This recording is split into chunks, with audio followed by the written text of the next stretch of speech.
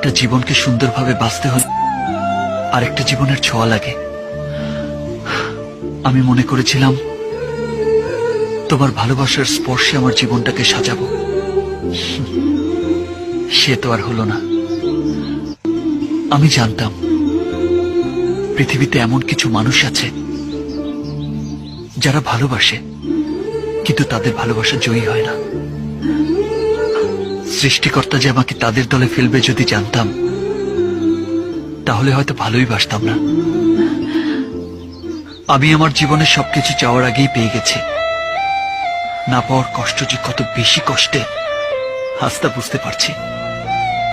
আমার চাওয়ায় হয়তো ভুল ছিল, আমার ভালোবাসায় হয়তো শক্তি নেই, তাই তোমাকে পেলাম না।